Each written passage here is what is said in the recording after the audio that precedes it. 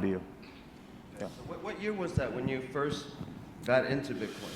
Ooh, that was 2010. So we were at the beginning stages of it. You know, I've always looked at it as a trailblazer type of scenario, saying, you know what, if we all get into it and we get into the adoption aspect of it, it'll really help us come together as a community. And I'm all about disruption, as long as we're going in the right direction and doing what we need to do. So that's where we are, and we're here today. 2010. That's OG. Oh, man. I'm embarrassed now to say when I got in. But I kind of felt good about it before that. Hey, Ben. Hey, guys, I'm sorry. Ben, don't cut me off when I'm talking. I know you an MMA guy, Olympian wrestler, think you tough. Don't cut me off when I'm talking. Do you understand? Now, you guys know we have the Funky Crypto Podcast. I mean, we've been working together a long time. Love this guy, one of my heroes. Tell everybody, Ben. Yeah. What's going on with you? The Funky Crypto Podcast actually got founded, I think we did our first episode right after the Litecoin Summit in 2019. I think is when we started. Yeah, I got into crypto in 2017. I had a college wrestling teammate who sat me down and he said, hey, there's this thing, Bitcoin, you got to hear about it. And talked for about an hour, and I was like, all right, where do I buy some? And I've been a Ron Paul and the Fed guy. The Fed's doing some wild shit lately. And so I got it right away. Like, it made sense to me, a money that was not controlled by a government, which had code. Man, yeah, it hit me right away. I started buying. Unfortunately, I also bought some ICO bullshit, and that, that went up and then it went down. Yeah.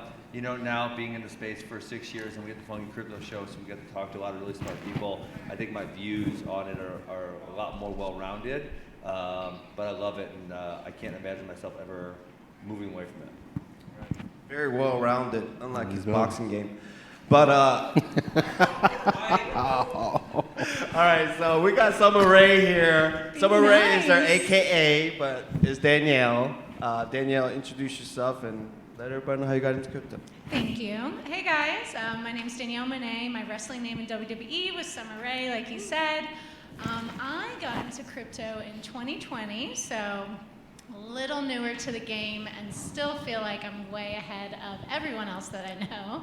I was introduced to David Schwartz, which is with the Litecoin Foundation, and Get Hedge, which is a way to get paid in crypto, if you don't know. Yes, sir. Yes, sir. And I was approached with him in the social media aspect to maybe work with them to get the word out on how you can get paid from your employer to crypto. Mm-hmm. And then he asked me, do you want to learn about it?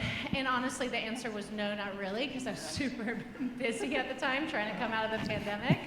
And we did about 5 weeks, 1 hour session with the boys over here. Bless their hearts, I asked them the dumbest questions ever.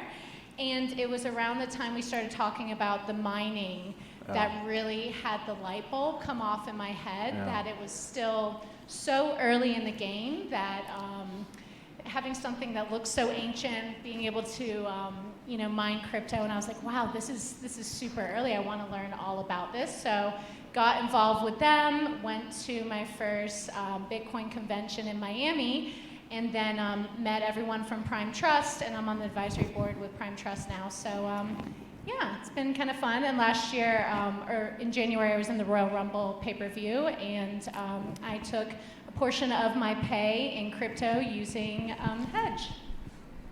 Nice. And she was actually on our show. Yes, I was on their podcast. It was wild. Yeah, and do not look up the episode.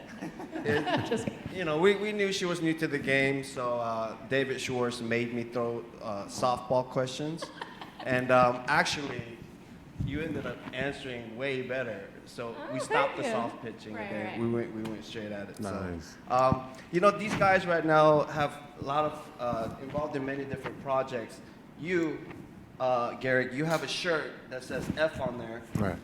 I don't know what it means. Gotcha. But if you can explain it, is it funky or you got a problem with the world? What does the F stand for? Let us know, brother. So the F stands for fan-centric, and what fan-centric means is a means to tap into a DAO in this decentralized space. We took what the Green Bay Packers did back in 1923 when they opened the doors for their shares for the fans to actually buy portions of the team and have stock certificates, or if you will, or whatever. And that's basically what that is, with them being members of this exclusive group. But basically that's it. They get a piece of paper that they get a chance to give to their family members later on down the road. What we wanted to do was take that and bring that into the 21st century and be able to put it into this decentralized area and this decentralized space that we have. And now all of the members of our community will have the option of actually voting in a governance kind of situation that we have set up. But it's geared for us to actually go out and obtain these professional sports organizations and run them the right way, by bringing in everything that everybody's doing and including the people. Like in the NFL, you can go 17-0 or 0-17 and still be profitable. So there's no reason for the owners to change anything in their mindset. I got a chance to talk to a lot of fans, and the fans let me know that they felt like they didn't have a voice. So what we wanted to do was give a voice to the voiceless, and also bring these athletes in and educate everybody on the inner workings of what goes on in professional sports. So that at the end of the day, we even the playing field. And we're looking to make this thing something that is a all-inclusive environment where nobody's neglected. Everybody has an opportunity to be a part of what goes on. And it's about membership, it's about exclusivity, and it's about us actually raising our economic ceiling as a whole. It's an FU to the owners of the NFL team. We can work with them. You know what I'm saying? I mean, because it's about the bottom line for your owners. The more money that they make, the happier they are. But we want to be able to include the people, because the people are essentially left out. The two most important groups to these professional sports organizations are the fans and the actual players themselves. But unfortunately, we looked at as commodities. I can trade you away, or I know that I'm going to have your sons and your daughters are actually going to put into this pot. And all you go home with is an experience, not money, not passive income, no discounts or anything. So it's like, okay, we got to change that. Good luck with that, man. Oh, absolutely. I love it. Love it. Man, that man can talk, huh? I love it. I love it. What's the website or the Instagram or how can we So find the it? website is fancentric.co. There you can find all of our social media aspects, some different videos. We actually launched our metaverse. We're actually partnered with GetHedge. And that's going to be a beautiful thing, because it's about education. Once we get people in, we now get the opportunity to teach them all of the different instruments that we have that we can get them the generational wealth. So. Get hedge, putting their hands in everything. Absolutely. Get hedge.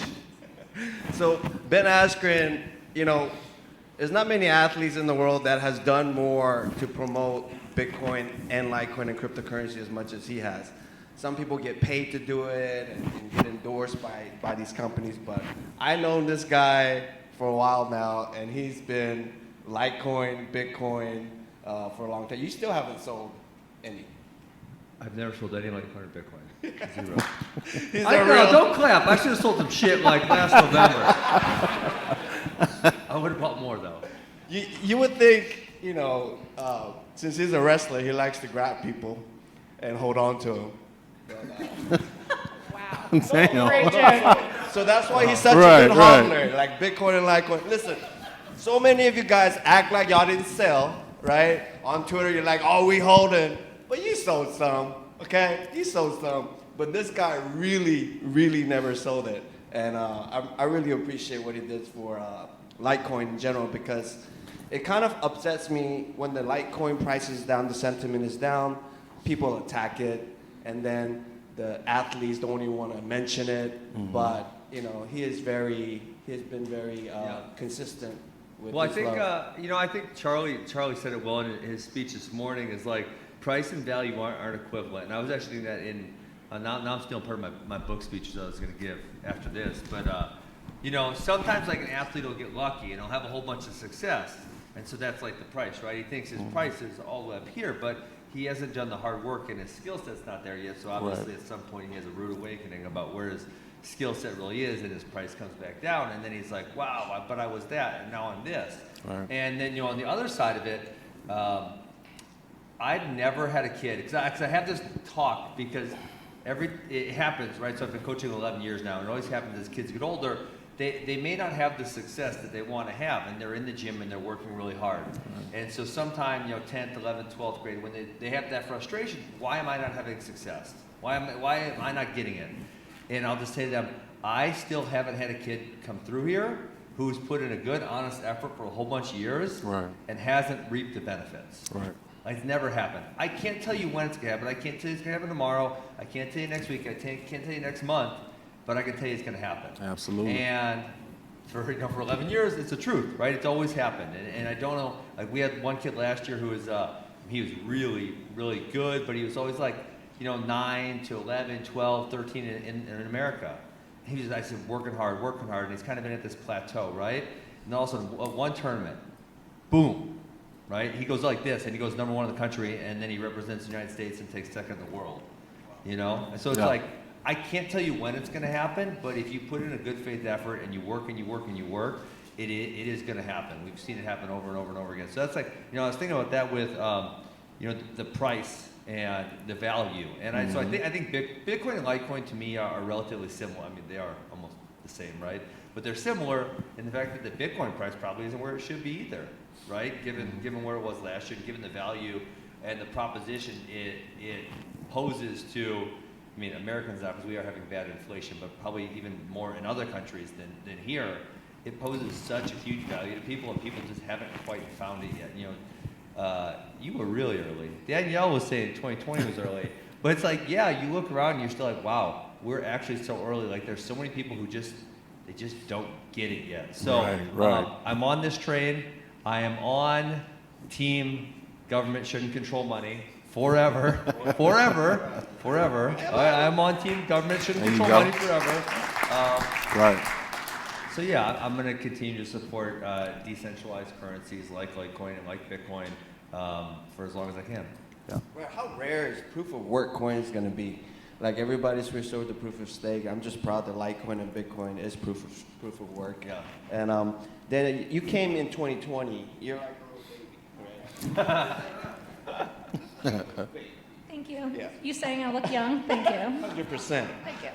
Because women need compliment and air All the to time. live. Yeah. Keep them coming. Yeah. So how are you dealing with your first bear market? Yeah, so it is very annoying being the person in your friend group that knows a little something about anything. So even my mom with cooking, I always ask her like once a month how to make salmon. She's like, if you don't write this shit down, like stop coming to me. Right. So just even tweeting or casual, you put one tweet out. Now all your friends want to come to you about like, oh, you want to talk to me about the little crypto. So it's it's a little annoying for me. Education, like I think what we all have talked about, is the key component to everything. And I think what I saw in the last 2 years was everyone jumping on the train and then because of lack of education, quickly jumping off if they even knew how to sell something in their wallet, which most didn't. True. True. So with us at Hedge, we were talking to the MLS players a lot. We had conference calls weekly where they got on and their wives were just as interested as the players. So I guess now in this bear market, I just put all my wallets in the clouds and just don't even look at them. But it is very interesting. You don't want to convince anyone of anything, and especially with me having a large social media platform and not wanting to give financial advice to a lot of people. I guess talking off the record is interesting because I guess just people want to throw it in your face now. And I also think people don't even understand stocks, and that, a lot of their stocks have gone down, and they just put so much trust in their financial advisors, which I also think is scary as well. So it's been an interesting ride, but I think the education part is the most important thing. And I do think we are very early because though we're all in this room together and we feel like everyone knows about crypto, it's also very similar with the wrestling world. When I get on Twitter, all I see is like everyone talking bad about my matches and talking shit. But really, when you go to the grocery store, no one knows who I am. So we're all in this like little niche world of like crypto. But really, if you go out and start talking about it, most people don't know anything. So holding steady and just trusting the process. Most people quit with anything they do. That's why most people aren't successful. Most people aren't professional athletes. So Right. just staying the course and knowing that you have that leg up, it'll be fun to laugh in 20 years. Right. Absolutely. That's awesome. We got he played for NFL, WWE, and Olympian, world champion in several organizations. And I think you all guys understand what it takes Right. to get to that high level, and that is the foundation. Yes, sir. And just like Charlie said, if you look at the charts, Litecoin's growth is just year over year. It's just up there. But why isn't the price going up, right? That's the elephant in the room. But I just believe, just like Ben just said, if you keep doing the right things and you keep building solid foundation, it will always come a time when it's going to shine, right? It's Right. just like you said. So if anyone knows, I think these athletes know what it takes, and I believe Litecoin is a great athlete that is 11 years strong, building good foundation, and one day it's going to pay off, and I wish to celebrate with you all, and so we're about done here. Any last words, Mr. Garrick Jones? Oh man, just consistency, guys. It's about being consistent. In times when everything feels like the bottom is about to fall out, you got to continue to keep going, because eventually it'll pop. And when it pops, you have to be ready for that moment. Because if you're not ready for that moment, somebody else will be. And that's when you look at professional athletes. If I'm not on my job, they're bringing in somebody every week to replace me. There's no job security. So you have to look at this whole scenario with crypto in the same manner, in the same mindset. I try to lead from the front. I try to show, by leading by example. Companies spend big money to send their people to learn how to be competitive when we were born with it. So if you have individuals that are a part of these groups, like Litecoin, that really are sticking in it, understand that there's a reason and a method to that madness. And that's what we're here for. That's the reason why we showed up today, because to see all of you here is an indicator that this thing is going to be what it needs to be. So that would be my parting words. Cool. All right, Funky. I'll say it. I'm going to stay up here and talk about my book, so I'll save it. Okay. Pass. For me, something that was super important that's always stuck with me when I was with WWE was when I came off stage and I had my match, I would always go to Undertaker, so random, but I was always go to Undertaker and I'd ask him, and then he saw me go to John Cena and he asked me, it was like a thing you did backstage, like, how was my match? How was my match? And Taker one day pulled me aside and he said, if you ask every single person here how your match was, everyone's going to have a different take on it. Right. So then when you go out next time and you don't apply what I say, then I'm not going to give you my opinion anymore. So why don't you just have one person, grow with that person, and learn from them? And I was like, oh, that is interesting. Everyone has an opinion. Everyone has an asshole, Absolutely. And so I definitely think there's a lot of a-holes in crypto. And especially if you're starting Tons your of own them. brands or an entrepreneur in the room, you know how hard that grind is. So having those like one or two core people that know a little more than you and you can always go to and they can always come to you, that's so much more important, and that's been really beneficial for me to trust. Because if you just listen to the internet and what's happening, who knows? The internet's not real. So that's something that's really helped me. So basically what she's saying is, I'm the Undertaker in the crypto that she calls. And Yes. sometimes, guys, listen, I know she's pretty, The but I'm Asian hot taker. too, all right? He said I'm hot My too. country, they consider me hot, okay? So when she calls me, DMs me at night, I don't want to answer that call, but I'm the Undertaker, taking her under my wing. There you go. But anyways, guys, thank you for coming. I want to say one thing. So when we're done here, he's going to talk about his book, okay? Yes. I'm not getting paid to say this, but I'm going to tell you something. I haven't read a book you guys read in it. like 15 years, right? Because I don't need to read books. I'm too smart, right? There you go. I picked up his book. I could not put it down. I was reading it on a treadmill and in my house. It's one of the most inspirational books I've ever read. So I recommend you guys to get one, give it to your kids, because look at him. He wasn't supposed to be a great athlete. No, really. You see this on the book. He said, "Look at." He was the most unathletic person, and through grinding, he became who he is. Through hard and work. that's the story of our lives, Dedication. too. So get the book, cop the book, read it. Thanks, everybody, for coming for the Litecoin Foundation. Summer Rae, Danielle, Garrick Jones, Funky, John Kim, your host. We out. All right. Well, I'm not out of here. I'm going to stay up here. Okay? Oh